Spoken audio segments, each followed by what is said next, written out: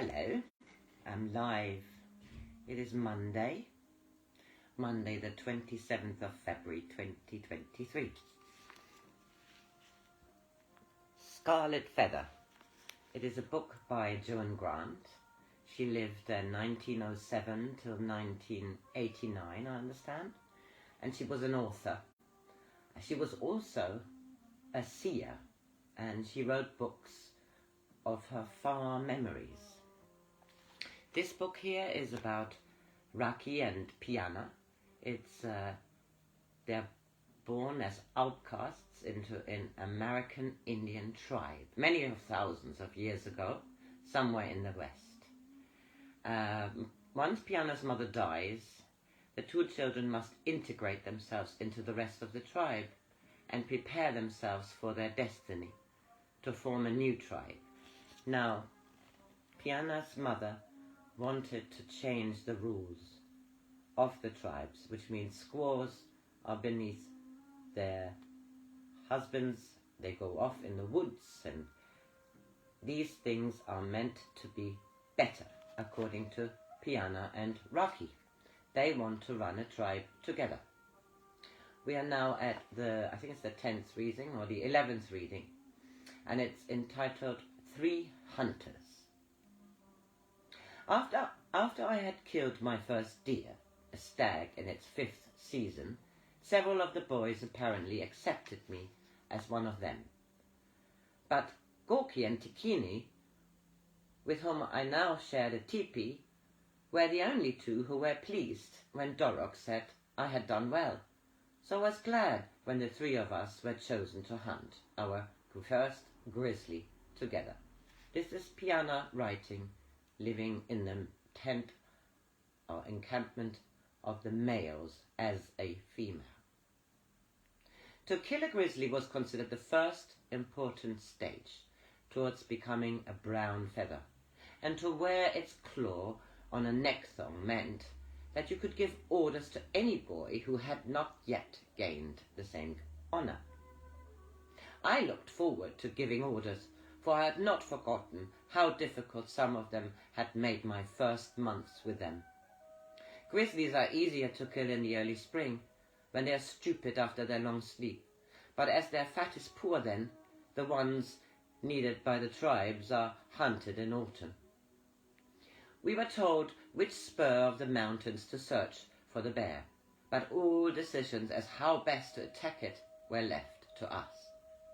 If we had not succeeded within 15 days, we must return to admit failure, and if we made a kill, we must come back as quickly as possible, so that naked foreheads could be sent to bring down the carcass.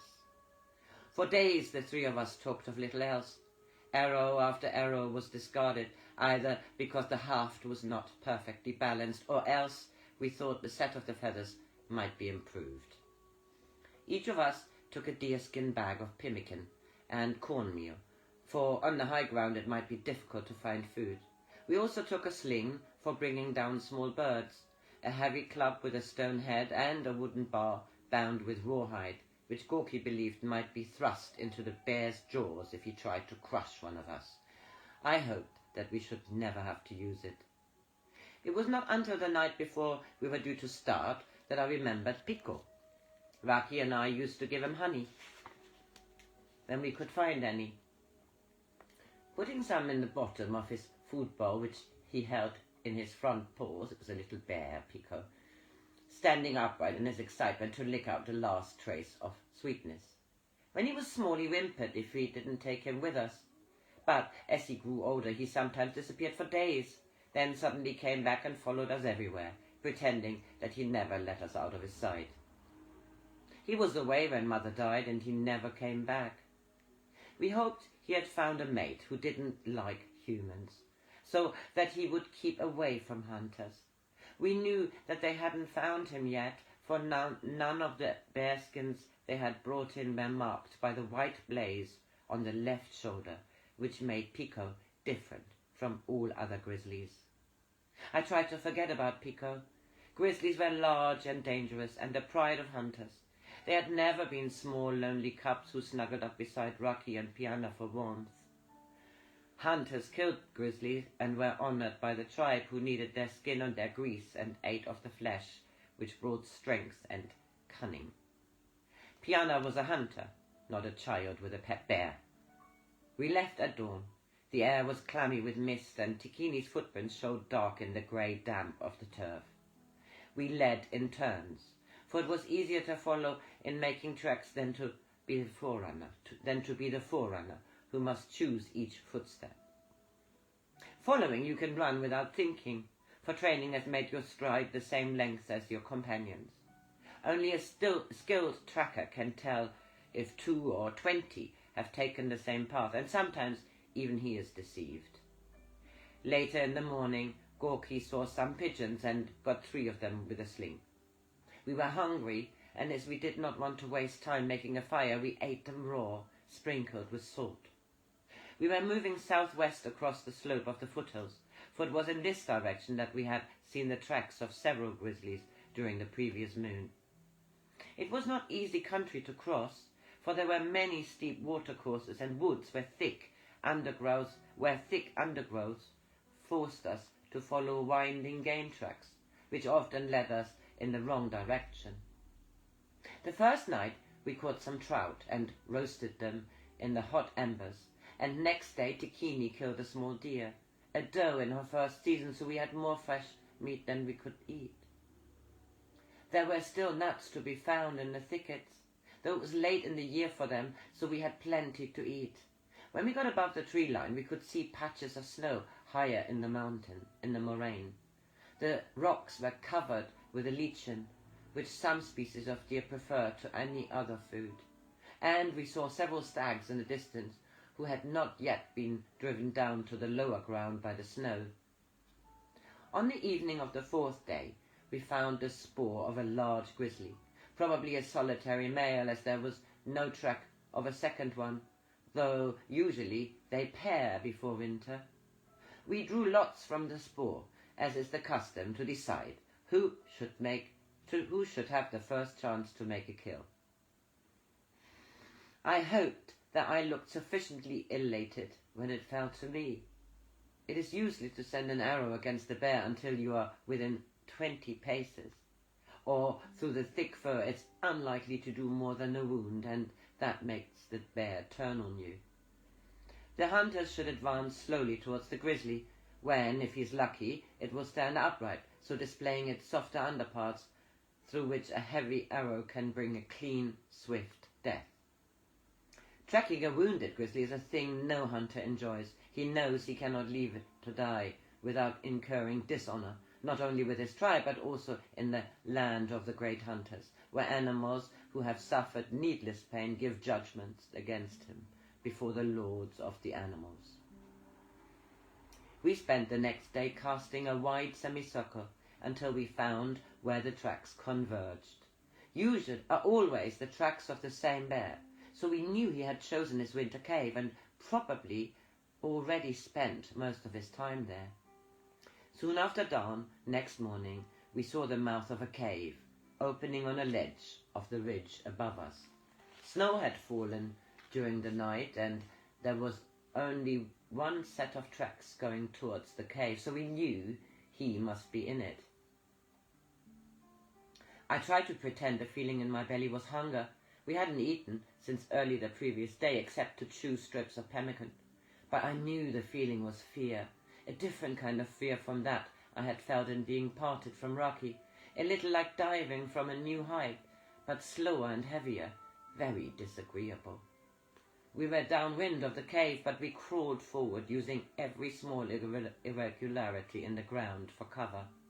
If the bear was awake and saw us, he would either escape up the mountain or else charge us before we were ready.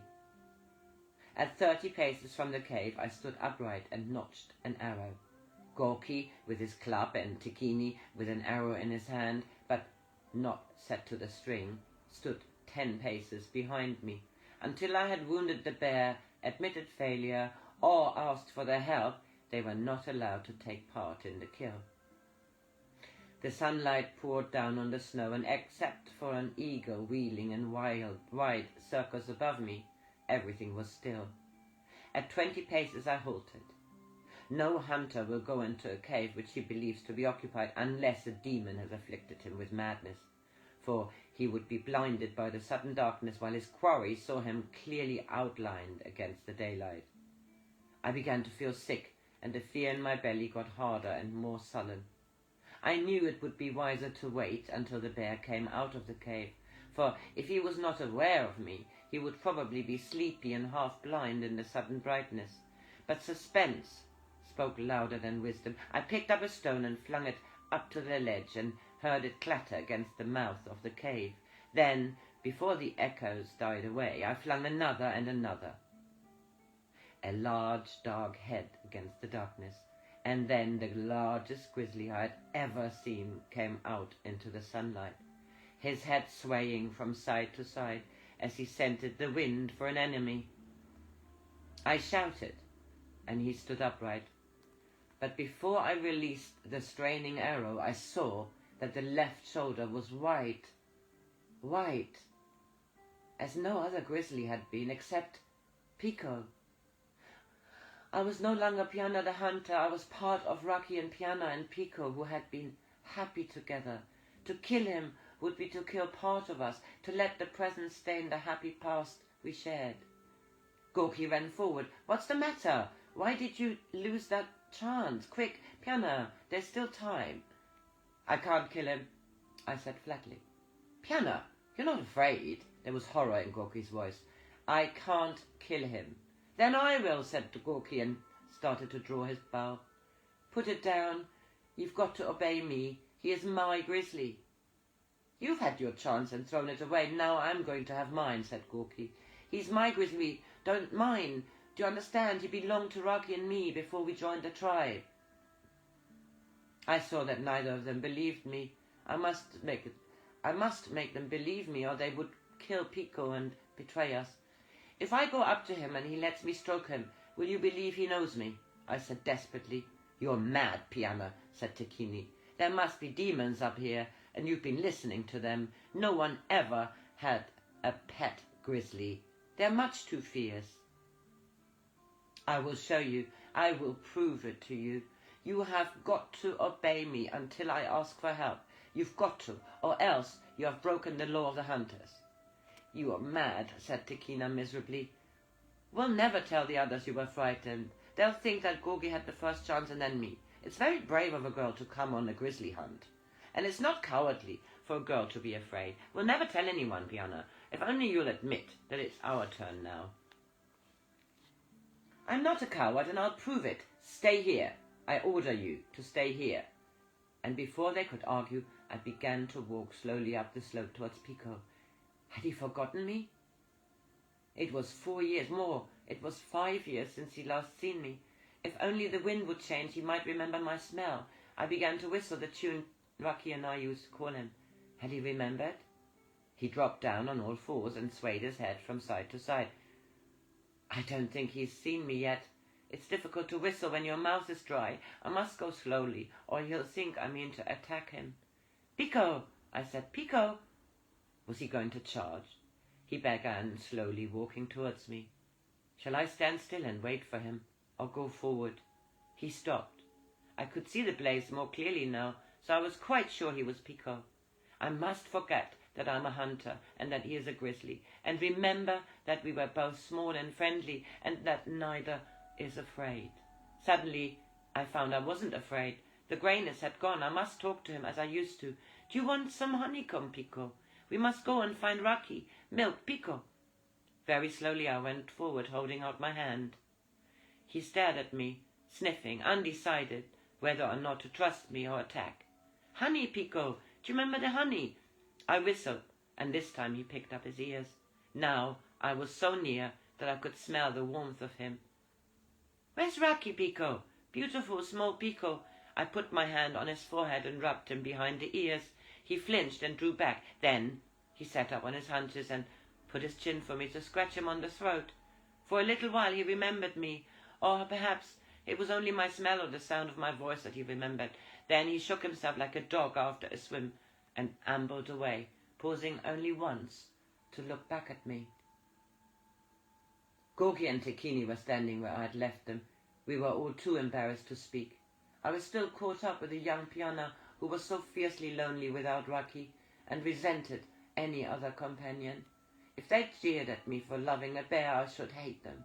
And then the awful loneliness of the first moons would come back. If only the bear hadn't been Pico, I should be feeling proud and brave, or else by now I should be safely dead, and not have to keep on trying to remember whether I was a girl or a man. Gorky started at the ground and shuffled his feet. I supposed he was feeling a fool because he had never even ever accepted me as an equal. Then, to my astonishment, I heard him say, "I never knew a girl could be as brave as Scarlet Feather." And Tikini said, "I'm sorry. I thought you were frightened, Piyanah. Need you tell the others that Gorky and I were fools?" Then Gorky said, "Because of you and Raki, we will honor all squaws and ask you to take us into your tribe." Suddenly the three of us were happier than we had ever been before. We hugged each other and shouted with laughter and pelted each other with snow and forgot that the lives of hunters are hard and difficult. That was a lovely chapter. So, that is the end of this chapter. Piyanah is with the boys and Raki is with the females. Bye-bye. Have a good Monday.